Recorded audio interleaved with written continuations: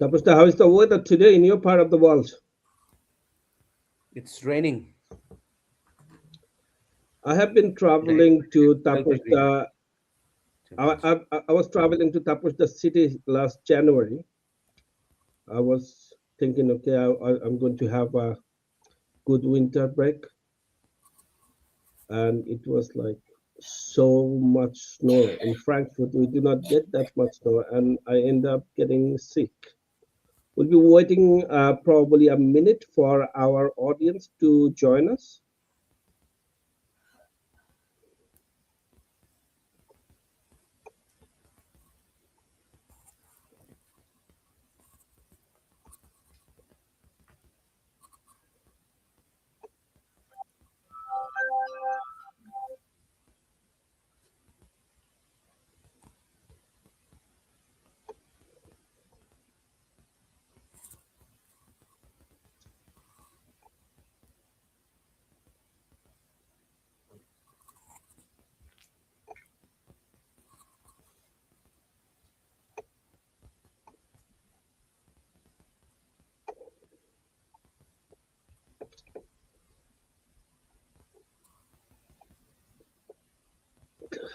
Just check how is it going.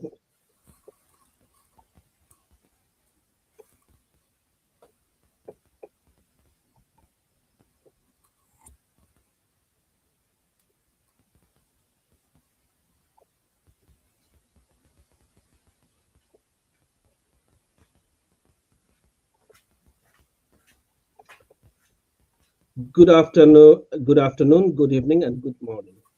Welcome to Persecution Report. Yesterday, I received a text from a friend of mine. A case was filed against him because he went to pay homage to our martyrs of 1952. Day before that, we saw a news of Awami League leader Mani Shikdar was murdered in the jail. He had diabetes and heart disease. He didn't receive any treatment. Day before that, another dead body of an Awami League leader, a woman, was found dead, and her dead body was found beside a road in Faridpur. Awami League activists, members, and leaders are killed systematically. It has been happening for the past 18 months. A new government took power in Bangladesh, and we thought situation would get better. It didn't. Today, we are going to examine past 18 months of political and economic developments in Bangladesh under the interim administration led by Muhammad Yunus. Our discussion is divided into two major segments. First, we examine the state of the economy, inflation, investment climate, employment, foreign relations, and structural vulnerability. Second, we explore how the judiciary and legal institutions have functioned during this period, focusing on accusation of political persecution, constraints on opposition, and minorities. Joining me today, veteran journalist Syed Badullah Hassan, Professor Dr. Tasfin Hussain, Dr. Mamun Rashid, and Barrister Tapash Kantipal. First, I would like to ask Dr. Tasfin Hussain about the treaty we signed with the United States, the trade agreement. Thank you, Tanay, and welcome to all of those who are watching this. So recently, a trade deal has been signed with US.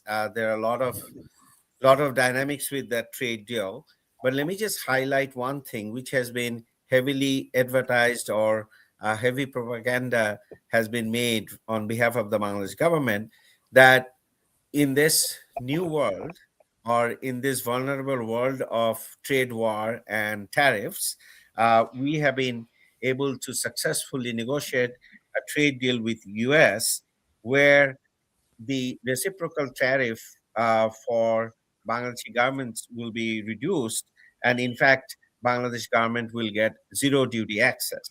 So the government, the way they presented this, that this is a major victory for them. This shows a great improvement of the relationship with the U.S. government, and all that stuff. Now let's look at it very closely, that it is very true that that reciprocal tariff has been reduced, and Bangladeshi government is going to get zero duty access to US market. But here is the catch. The catch is this is only for those garments which are going to be made by US origin cotton. So if you are not using US origin cotton, then you are not going to get this duty-free access or zero duty access.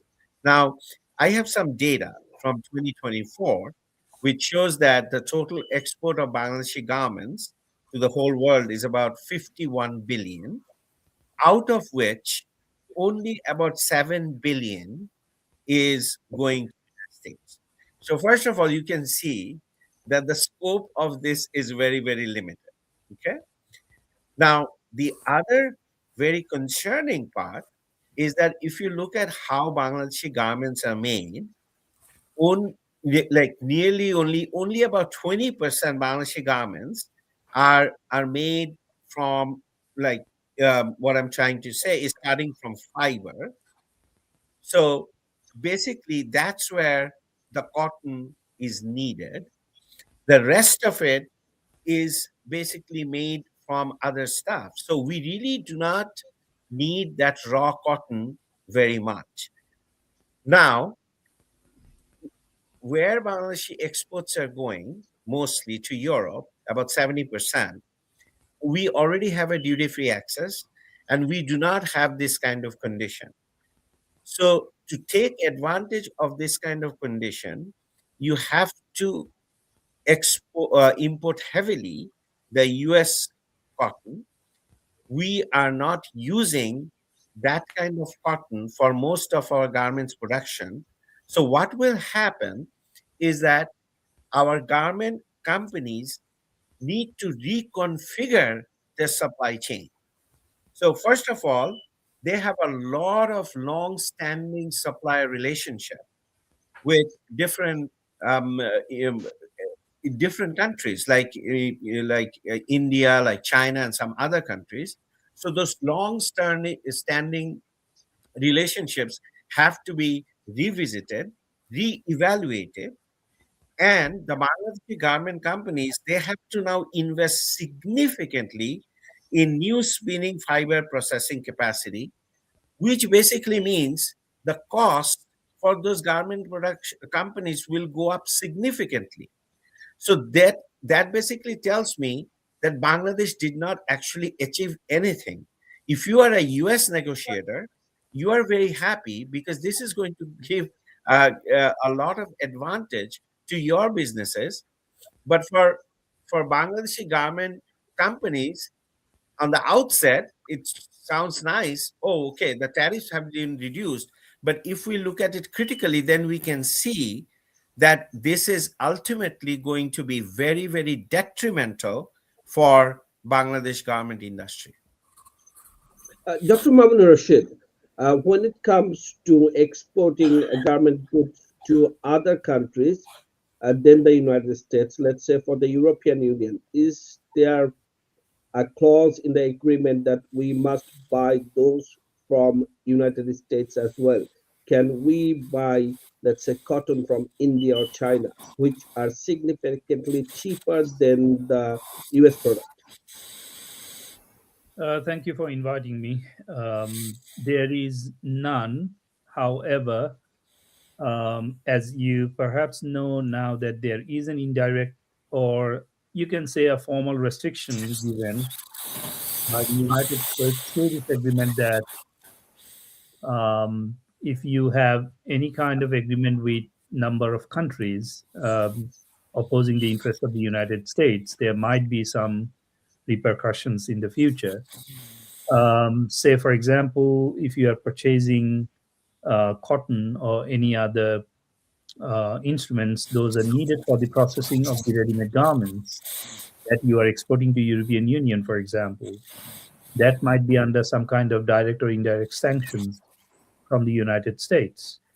And obviously, in order to maintain your competition, to maintain your competitive advantage, if you are trying to purchase your materials from other countries paying a lower price, that will eventually jeopardize your agreement with the United States, which will not be taken obviously positively by the US. So, as Dr. Tafshin said just now, that the so-called the advantage that has been marketed by the last regime, it depends on a number of contingent variables, including fulfilling the agreements that you are not going to buy materials from number of other countries. So the question that you have asked, whether there is any restrictions from the European Union on importing materials from other countries, there is none, in order to obviously increase our competitiveness and to reduce the cost in the European Union countries. However, the competition will be much higher. Let me just add one information to this is recently perhaps you have seen that in the European Union region, the prices of garments product coming from Bangladesh lost value by almost 4%. And this has happened because the rising demand of the other products from other countries, including India and Vietnam, and also Bangladeshi products losing the demand. And when the demand drops, we know that the prices will eventually be lower. So, meaning that Bangladeshi producers and exporters to European Union now receiving 4% less prices on their products. So this is already impacting Bangladeshi exporters to European Union. As Dr. Tafshin said, around 70 plus percentage of our ready-made garments exports going to European Union and other European countries. This is going to definitely affect our overall export. Yeah, back to you. Tony. Also, I have an additional question, which is that we have an existing infrastructure, and when it comes to garments industry, RMG products, we have one of the best infrastructures in the world, which is existing. So if we have to build new infrastructures, how significant that cost could be, and is it sustainable to build a new infrastructure for which we know a relatively low export to United States? I mean, cotton product.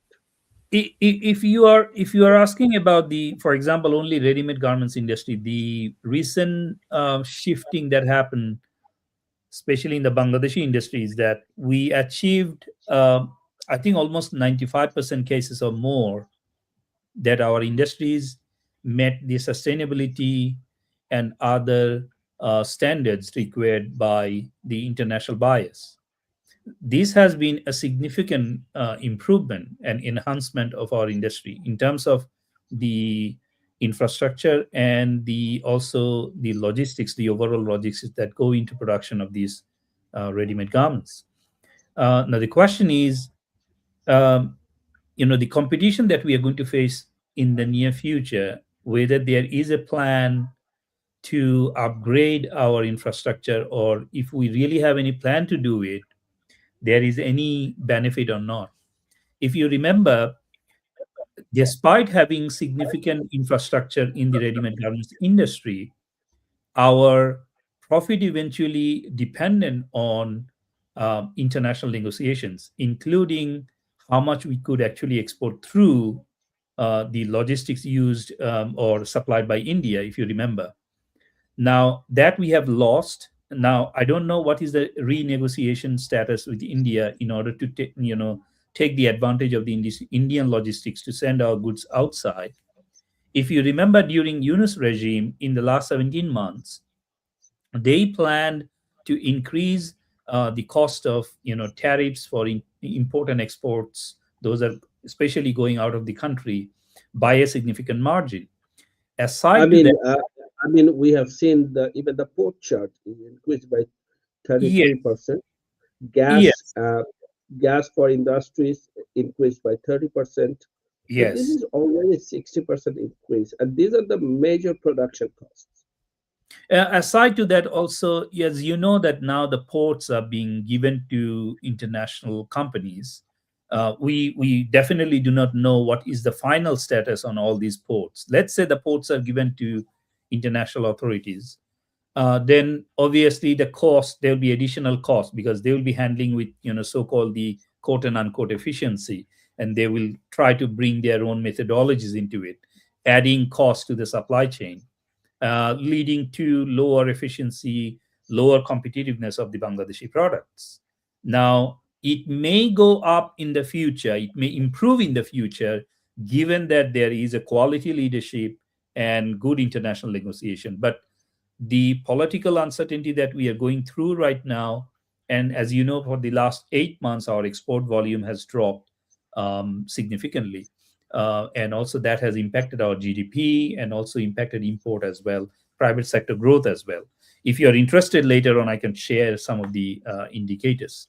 However, right now at this moment, the infrastructure development, whatever we started during Sheikh Hasina's regime, those infrastructure contributed significantly to the economic development of the country. But now, when your demand is decreasing, competition is increasing, I am not sure how much these ports and other additional infrastructure are going to add to these export and or to the expectation of the export in the future. So Yes. when Yunus took power in Bangladesh, first thing he said, the entirety of the world is going to come to us. We are not going to anywhere. And what we have seen in reality, it was that visas for Bangladeshi citizens to several countries were revoked. Bangladeshis were not getting visa even for business purposes. So Yunus administration's initial promises compared with the economic reality that unfolded over the past 18 months. Sir Badrul Hassan, what actually is it? Okay, what's the reality and difference between reality and the promises? Sorry, sir. Could you? There's a bit of a noise. Can you kindly repeat your question for me? When Yunus came to power, he gave us promises like big mouth, like the entirety of the world is coming to us. Yes. And what unfolded, well, what's reality is, like in terms of like. Exactly. Exactly. Thank you. Yes. Well, it so happens that we have seen in our part of the world, in fact, in our history, dating back to Pakistani times, whenever people have gone to power in an illegitimate form, we've had martial law regimes in both Pakistan and Bangladesh, and we have had other regimes like the unconstitutional regime of Muhammad Yunus.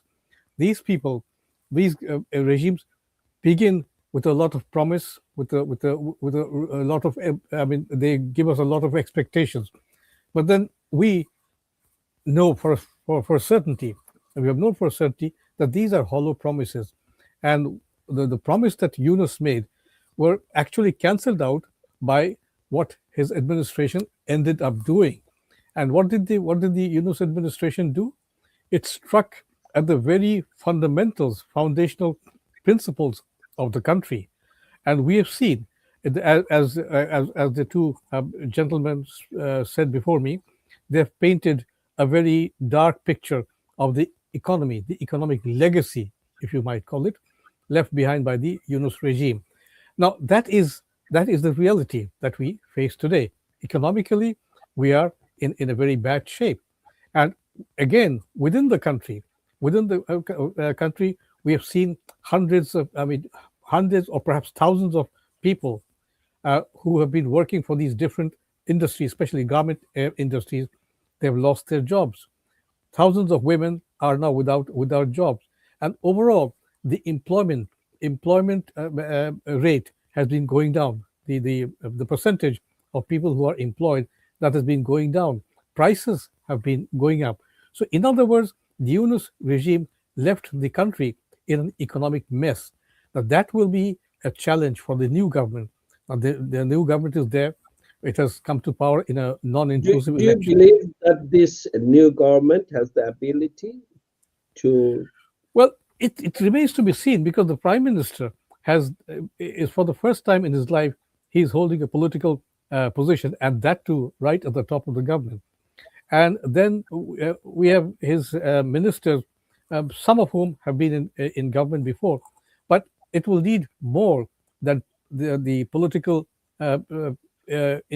individuals in the government, the BNP politicians. Actually, it will need a whole lot more for the new government to get the country moving again. So But how it does, it's been a few days. Did you see any sign that they have the not merit? no, no, not yet. Unfortunately, not yet, I because mean, I think so far, what we have seen is a promise that I have a plan, but yes, we do not know what exactly is the plan. exactly. We don't know what the plan is now. What the plan should be, what the modicum of the modus operandi of the government should be, is to actually first of all get its act together. What does the government actually want in the economy, in diplomacy, in national politics? It has to get its priorities right, and that calls for a wholesome and whole approach, a proper approach to politics within the country. So they are in power, and then let's not forget the fact that the BNP government has come back to power 20 years after it was last in office in 2006. So that means they need to relearn the mechanics of governance, and that will again see that the fact that they are in government does not mean that have their hands full on the modalities of governance. So they have to get their priorities right, and by their priorities right, by this term priorities, they have to get their priorities right.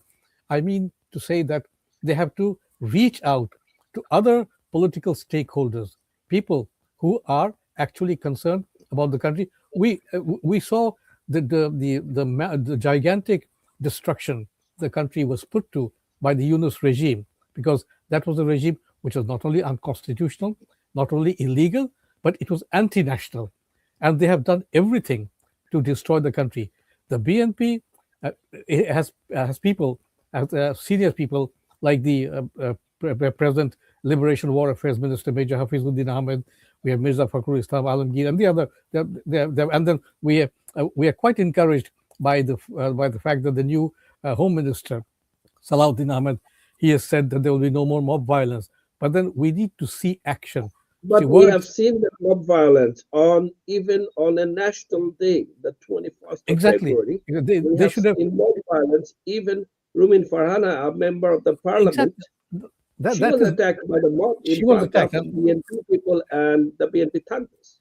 and that should not have happened. See, because the government should have acted resolutely and very strongly. Now, Rumin Farhana is a respected member of parliament, and she went to the Shahid Minar to place a wreath there.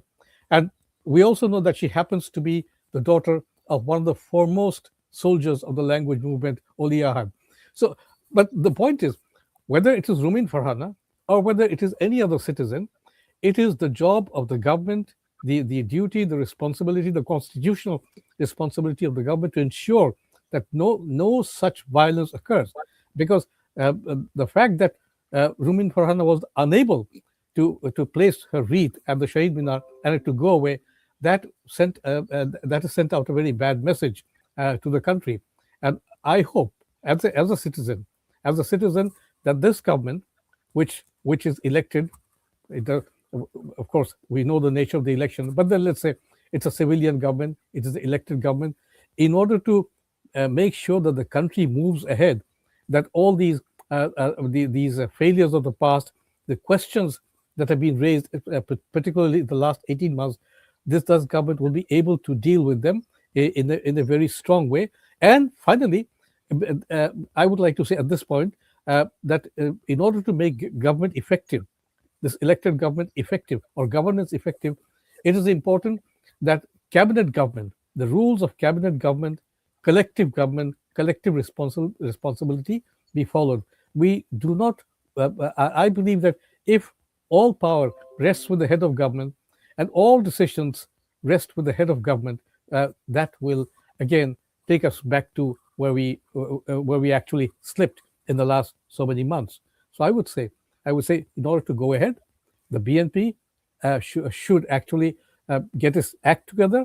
At the same time, it should also reach out to secular political parties which believe in consolidating national unity and integrity, parties which believe in upholding the foundational principles upon which the country was founded, was established in 1971. Otherwise, it should not. And of course, as I said at the beginning, the prime minister is new in his job. He has never held an elective job before. He needs guidance rather than his ministers expecting him to give them guidance. I think it's up to these ministers and to senior political figures, the BNP, to impress upon the prime minister the necessity of how a good job, how governance can be done. Because Bangladesh is a difficult country to rule, as we have seen right from 1971. So that's where I'm going to stop now. Thank you. I mean, this government is very, fortunate in one sense that when last time BNP was the ruling party, BNP governed Bangladesh. At that time, Bangladesh's electricity capacity was 37%. And 17 years of Awami League government, that is now 100%. And the infrastructural development Bangladesh had during the past 17 years of Bangladesh Awami League is just phenomenal. It's a momentum. Absolutely, To absolutely. those those going to support this government, like today we saw news that Tariq Rahman asking uh, the relevant department to open the third terminal of Zia International Airport, which was very necessary. Uh, then again, past 18 months of mess by Muhammad Yunus, that's going to cause difficulty for him. Now we also know that criminal economics, justice, and uh, law and order situation are very tightly knotted business for a government to succeed or any state to succeed. Now, during the period of Muhammad Yunus, Barrister Tapos Baul, to what extent did the government judicial actions cross the line from legal enforcement into political persecution? Thank you for having me in this program and also for asking the question. The the agreement that signed between Bangladesh and USA, you can say that this is a test case of how the law and order situation was during these 18 months. You see, when an agreement is signed between two countries, you both the parties have to be on the equal footing first of all, and the parliament has to be called in the process, because parliament is the embodiment of the will of the people. So every government must present that agreement before the parliament so that public at large knows that what is going to be signed, what their representatives are signing for them. For example, as our both the economists have uh, nicely discussed that what are at stake, and those stakes were not discussed at the parliament. Since it was illegal, there was no parliament. Sorry. And another thing also being said by you as well and the economists as well, that there was no investment during Yunus regime. Why there was no investment during Yunus regime? Because the law and order situation was totally flat. There was no law and order situation. So when in any country there is no law and order situation, people are being killed rampantly by mobs, you are sent to jail without any rule of law, and there is no natural justice, then obviously the foreign investors will never come to your country, even if you are giving them the service free of cost. They have seen that what happens with the regime change. We all can recall that there was this, you know, export zone for India in Chittagong. As soon as the regime was changed, that export processing zone, sorry, that export processing zone was cancelled and it was provided to someone else. So if there is no stable rule of law and natural justice process, then obviously the investors will not come. Now, let us get into the situation that we all know that as soon as 5th of August 2024 took place, most of the Awami League leaders, workers, they could not sleep in their home. Till now, they are running around. But those who get caught in the fictitious cases, when they were brought before the court, they did not receive any equal treatment as it was guaranteed by the Constitution of Bangladesh. When they were sent to prison, they did not receive the minimum rights what a prisoner receives, right? For example, food, medicine, then the minimum right to get a decent place to sleep, they didn't get it. And for this reason, we have already lost so many leaders who were aged and had physical complications. And just look at the case of the journalists, the case of Shariar Kabir or Chinmoy Krishna Prabhu. You will find out that every single case is a glaring example of rightlessness and lawlessness. What Yunus did that soon after his oath, he gave the charge to Dr. Asif Nazrul. So what Asif Nazrul did is that he changed the entire lower judiciary. If you remember that the judges were who were pro independence, who were secular judges, they were transferred just because they were posted by Awami League. So those who are politically connected with Jamaat, those who are politically connected with Asif Nazrul, they were posted in various key positions. For example, Chief Judicial Magistrate or Chief Metropolitan Magistrate. In the Supreme Court of Bangladesh as well, we have seen that without giving enough notice or explanation, the senior judges of the appellate division, they were forced to resign and they were replaced by those judges who were either connected with BNP's politics or with Jamaat's politics. Not only I that, mean, Basketball, yes, what we would like to know is that in those postings, did they follow the procedure? not at all. I was coming to that, saying that in the High Court division of Bangladesh, you know that nearly 50 plus judges were appointed in the name of that judicial commission has appointed them. But look at the number one The quality. Judicial Commission itself, uh, does it has the legitimacy? Is it lawful? It doesn't also have legitimacy because when you don't have people's mandate for everything, i- in a democracy you have to have people's mandate in everything. For example, the judges, the we know the Chief Justice Refat, who was appointed earlier, he was when he was appointed Chief Justice, how many senior judges did he supersede? You cannot That's the supersede point. so many judges. And when Justice Jobayan, the current Chief Justice, he was enrolled in the appellate division, how many judges did he supersede? There were senior judges before him. So, and you know that just because of these two senior judges have already resigned from the High Court division. One of them was Justice Naima Rahman. So she resigned. So what I'm saying is that number one criteria for appointing judges in the High Court division was nepotism and their political connections. We know that the wife of one of the advisor to Asif Nazrul was appointed as a judge. It's not that she is meritorious or not. The question is she was considered just because she was wife of the advisor, right? We know the father-in-law of Sarji Shalom has become a justice. How come he can become a justice? It's not about his merit. It's the question is that he is the father-in-law of someone who was powerful at that time. At first, he became a deputy attorney general, and then he became a justice.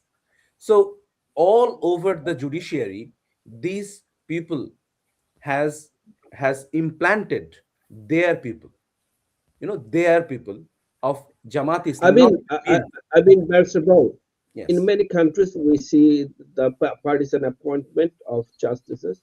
Let's say, for example, the United States. What's important is the procedure, because a state must follow the law, obey the law. Everything has to be lawful. The question here Like, is, let me is the explain it. procedure right? Is it lawful? It Or was not. did Since you provided the example of United States, you must know that in the United States, in certain federal states, they have this law that the judges will be appointed by way of election. Okay, they certain political parties, for example Democrats or republics, they will nominate their candidates, and then they will fight just like mayor election in Dhaka, right? And yes. then they will get elected. For example, even in the USA, you know how sheriffs are appointed. Sheriffs are also appointed by way of open elections. So if you want to appoint someone like that, let us say, don't become shameless nepotics, or shameless, don't use the power shamelessly, right? So just say that, okay, tomorrow I am going to appoint certain judges in the Power is Supreme. also responsibility. We must always remember that when you have power, you have to use it with responsibility, And there has to especially be not when only you are a responsibility, government. there has to be accountability. Of That's what I'm course, saying. exactly. There is, look, law has to be accountable, reasonable, and also the legal measures has to be proportionate, and Yep. everything has to be used in a free will. Only then, only then we will say that there is rule of law, and both the parties has to be represented. You, in law, there are multiple parties. For example, let's take about this agreement between United States and Bangladesh. Even though there are two parties, like government of United States and government of Bangladesh, but the people of both the countries are at the back seat. They are the one who has empowered these governments to sign this. But in Bangladesh's case, Dr. Yunus was not appointed by the people of Bangladesh. He grabbed the power, he misused, and look, just days before the election, he signed that agreement. So you can easily question the intention of signing this agreement, right? There And is whether, another pressing matter. First of all, our time is limited. Thank you so much for your insight. There is another pressing matter that this is the month of Ramadan, the cost of living and inflation. Dr. Mamunur Rashid, uh, we have seen one of the advisors of Yunus government, Mr. Bashir. He was involved in stockpiling uh, everyday goods. Instead of bringing it to the country, his ships waited outside in the outer anchorage. So when the month of Ramadan comes, they can increase the price. Uh, What is the worsening case? What's happening in terms of inflation? How people are Well, suffering? thank you. This is important talk. P2P basis, point to point basis. Bangladesh inflation rate has been since, let's say, October 2025. That was by government statistics around 8.17%, and for the last 4 months, say until January 2026, inflation rate is now around 8.6%. So inflation rate has been consistently increasing over the last 4 months.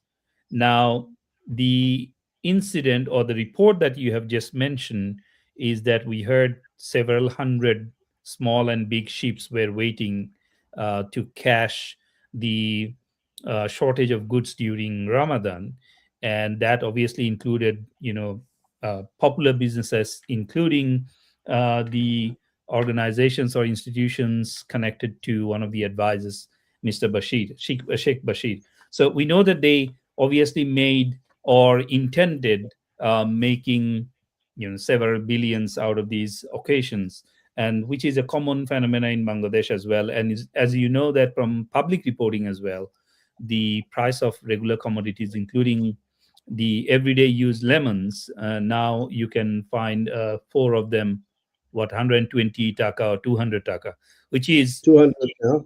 so if you calculate really a Ramadan time inflation, that would be obviously in the range of 30 to 40%.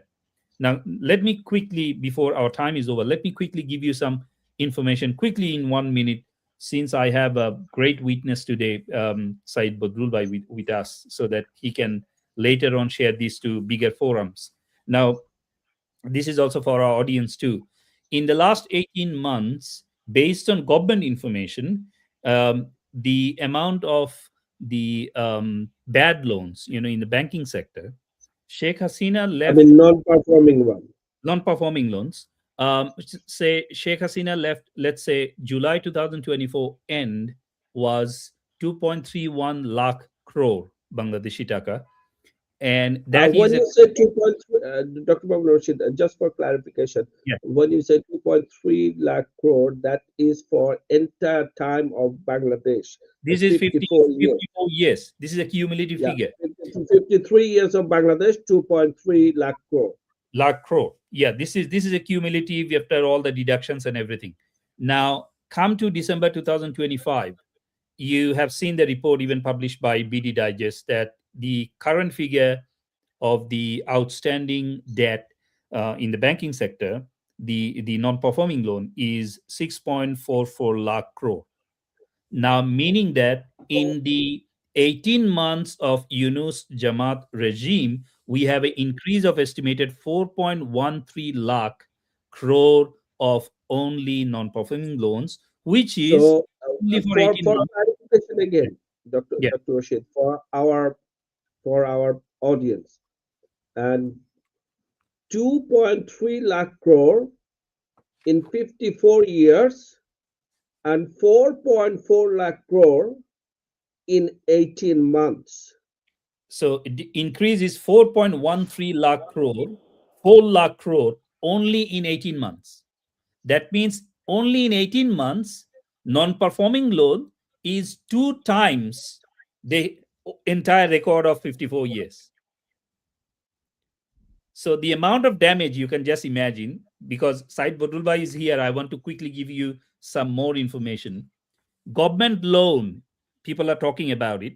14 months, Yunus government, they had a record of $21 billion of government loan. Even the regular salaries were paid by taking loan. $21 billion or 21 Only in in 14 taka or dollar? billion dollars, not in taka. Billion They dollars, borrowed $21 billion. 14 months. Let me give you another interesting information. Sorry? What did they do with that? Obviously nothing. They looted this money. That's what I said, that more than $21 $200 billion. billion. Yeah. Let me add another information with this. Government borrowing only in 1 month, Badrul Bhai, in 1 month, government borrowing increased by 33%. Private sector borrowing only by 6%. Okay, our LC settlement dropped by almost 1% in last 1 year. Back-to-back LC settlement dropped by 7% in 1 year only, last 1 year. Now, another information, export has been decreasing for the last 8 months consistently. GDP growth estimated to be in the range of 3% only, which was estimated to be 6.57% average during Sheikh Hasina's regime. Now, the classified loan in the banking sector, just to add to the previous information, By September 2025, September, which is 5 months before, the percentage was 36%, meaning that the entire banking industry, 36% loan is bad loan, is non-performing loans. If you adjust it for another 5 months But until, that say, was January, February, just Dr. Mohammed Rashid. yes, In 2024, that non-performing loan was 12%. Just near the including all adjustment global was standard. 17%. Including all adjustment was 17%. Now this is until September 2025 is 36%. Until January, February 2026, my estimate is 40%. 40% of the banking sector loan is practically non-performing. And now you should not stop it here.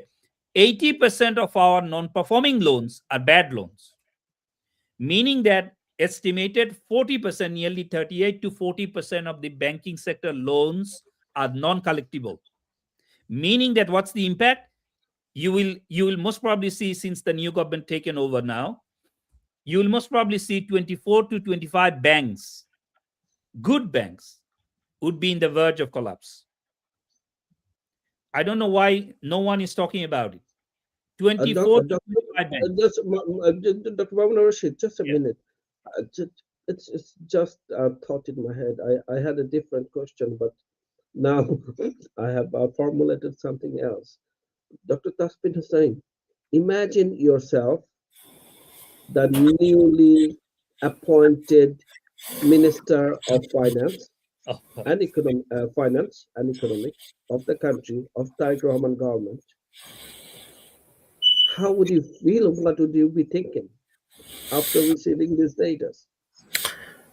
Well, first of all, if I am the newly appointed finance minister, I should know this by now, right? Yeah, I and should then have a what would be fairly your good idea. And this is basically, I know that I have inherited a nightmare. So if you just look at what, the data that Dr. Mamoon shared, and I applaud him all the time because he shares very critical data. You can see what is going on, or what is the disastrous state of our economy, of our financial markets, of our banking sector. Now, you were talking about that the whole agreement between US and Bangladesh, and you are saying that if we need to reinvest now to change our supply chain, do we have the capacity? Do we have the ability to do that? So I didn't want to answer that at that point, but this is the correct time to talk about that. Do you think even our banking sector has the ability to give this kind of loan at this point? Okay. no, it's impossible. It is impossible, right? And second of I all, mean, if the task is mammoth, we could believe, some people will put everything into it and they'll get it done. But this is impossible because economics this is is a not nightmare about. situation. So now then you have all this new trade agreement, and you are basically encouraging or kind of forcing the garment companies to make huge logistic and supply chain changes, for which a lot of investment is needed. Now, there is, I do not think that companies can get the loans very easily. And even if they can, they have to pay such a high interest that they are not going to do that, right? So now that you are not going to do that, and you are losing your competitiveness in Europe, as Dr. Mamoon has basically told us, you can see where we are going. So if you are a finance minister, this is basically a nightmare, and this is appalling. This information is actually appalling, the percentage of non-performing loans at this point and how it has increased in last 18 months. So for 53 years since, or 54 years since the independence, you have a level of non-performing loans, and every country has that. But then within 18 months, it has doubled. So this is basically, the people should understand that in the name of resisting fascism, in the name of fairness, in the name of democracy, in the name of fair and inclusive election, what actually went on?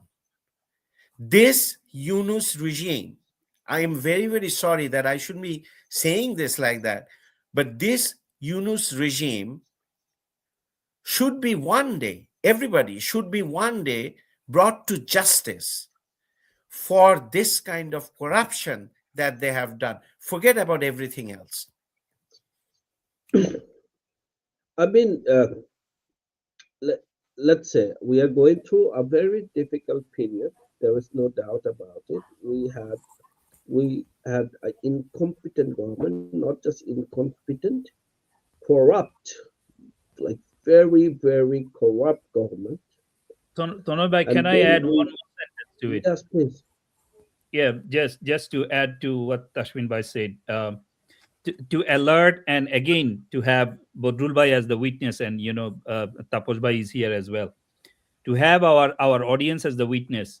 And this is our estimate only. Out of, say, roughly around 60 banks, 10 banks are already in turmoil. There are some merging going on. That there are 5 banks being merged into one and others. 25 banks, as I just mentioned, in the verge of collapse almost. Premier Bank, as you perhaps have seen last week, they, I think, got the permission to get 5,000 crore from central bank for meeting their liquidity. Premier Bank used to be one of the good banks. Now consider the remaining 25 banks, so-called good banks in the country.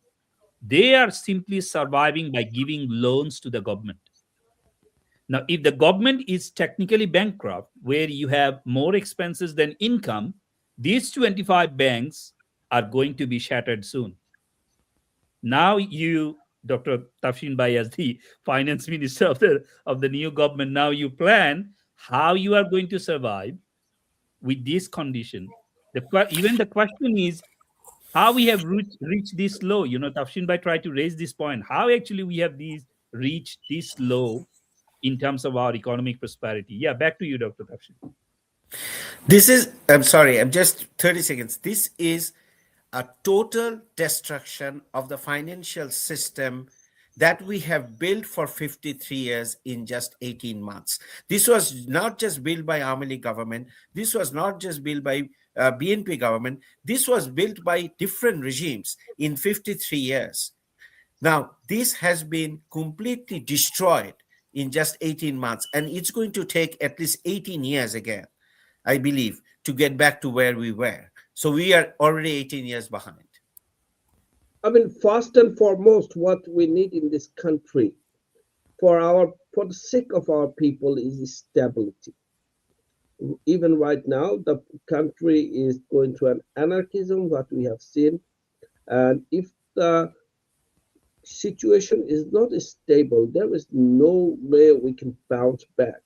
And when I speak about stability, the pressing question is political stability. Bangladesh Awami League is 50% of this country. We have a huge number.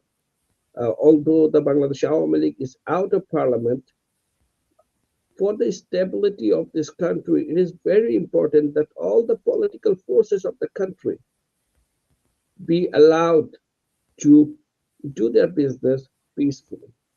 What we are seeing in the past few days, the burning and torching down and vandalizing of Awami League offices again, it doesn't help. But the political stability, how we could achieve it right now, this is most important. I think having listened to our eminent economists for the last so many minutes, they've given us these facts and figures. First of all, let's say the Yunus regime, the illegal Yunus regime, if I may use that term, has illegal, corrupt, incompetent, and they were highway robbers. See, they've committed highway robbery, and they've left the economy in a situation where the economy has hit rock bottom. So this present government will have to do a very, it's between a rock and a hard place. First of all, the economy is in very bad shape. Politics is unstable. Now, to your question about stability, I think to restore stability in the country, the new government should first of all initiate proceedings, as Dr. Tashfeen Hussain said a few minutes ago, that these people who ran the country, or who, they didn't run the country, they destroyed the country for the last 18 months, they should be brought to account. And none of these advisors, Yunus and every other advisor, they should be held accountable. And the new parliament should initiate investigations into what these people have been doing for the last 18 months, how they ruined not just the economy, they have not destroyed history, but they did everything to destroy history. Now, for political stability to return to the country, the BNP government is elected, of course, but then the BNP government itself knows that it stands on weak ground, because half the population, anywhere between 35 and 45% of the people, of voters, of the electorate, stayed away from the election because their party, the Awami League, was not there. So the rough estimate is no more than 26 or 26 to 28% of people went to the voting centers. Then again, there's the other factor also, that a good number of Awami League voters, those who went to vote, they voted for the BNP in order to keep these extremist Jamaat-e-Islami at bay. So for stability to return, for political stability to return, first of all, the government has to be firm. Now, as I said, their words must be backed by deeds. Or this lawlessness against the Awami League, against Awami League officers, against Awami League activists, that should be brought to an end. Secondly, all these people, politicians, writers, journalists, and others, former chief election commissioners and former judges of the Supreme Court and High Court, they've been in jail. They've been in jail for the last 18 months. Measures should be taken for their release, because if these people are not really, if all of them are respected individuals, all citizens are respected in the country, you have to release them. And if the government does not take any action, does not take any legal moves to have them released, even on bail, then it'll face a bigger crisis. It'll have a bigger crisis on its hands, because we know that the Jamaat, these organizations, the fundamentalist Jamaat, and these students, well, so-called students who brought about this destruction of the country, and now in the NCP, they will give the BNP government a whole lot of trouble. In order to avoid the trouble, in order to tide over the problem, the BNP has to take all these steps, release prisoners, all these prisoners who are there in prison, then have Yunus and his administrators, his advisors, account for their inability, for their corruption, for everything that they did, and they did everything wrong before Parliament. Special parliamentary committees should be formed to investigate them. And again, the most important thing is for the BNP to actually reach out to the Awami League, because it's obvious, without the Awami League, you cannot govern Bangladesh. Because even now, see, despite this persecution of the last 18 months, if you have a free and fair election, an election will become necessary again. If not in 6 months, if not in a year, if in 2 years, you'll need a new election. So the point is, we have to gather every possible hand to rebuild this country again. Yes, but by every possible hand, we mean we mean patriotic elements. And I would also add here that people who have contributed to the chaos, who have destroyed the symbols of our great liberation war, they should be identified and punished. And at the same time, those who presided over this destruction, the Yunus government, the chiefs of the security forces, and all other law enforcement agencies, when they stood there as all this destruction went on, they should also be identified and they should be made accountable. Because if that accountability is not there, if these people are allowed to go off, say, and go off freely and live freely, I think there will be a time in future again when similar destruction will take place. So we have learned in the last 54 years, we have seen how Khandakar Mushtaq Ahmed seized power, how two military regimes came to power, how they all, step by step, they destroyed the government, they destroyed the principles of the country, They struck at secularism. They struck at democracy. And Yunus, what the Yunus government tried to do, they tried to destroy the entire country, entire fabric. His reset button, he talked of reset button.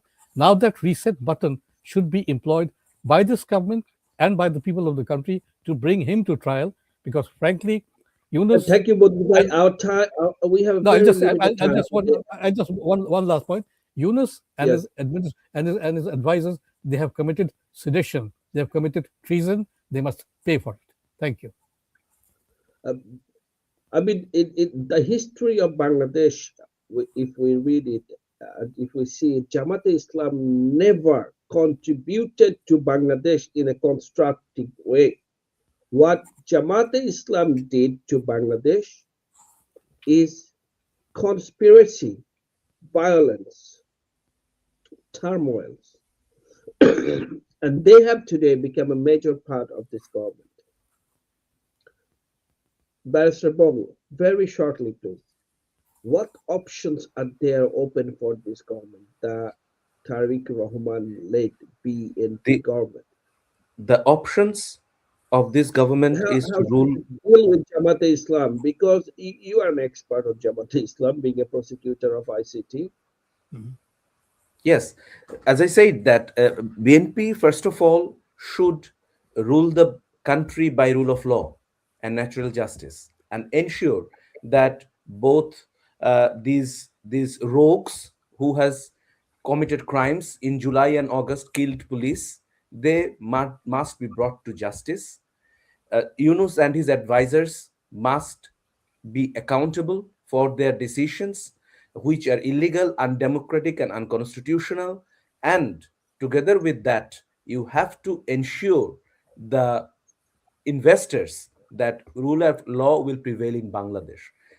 Look, that because of lack of rule of law in Bangladesh, the revenue collection has been a great problematic zone for last 18 months, and this is one of the reason why uh, we need to borrow money for running the administration of the government in last 18 months as well, which should not have been the case. Why Tarek Zia said that he and his cabinet will not be using government vehicles? Because the government does not have the money to pay for the oil of those government vehicles. The government has the money to pay the drivers for their overtime. That is the reality.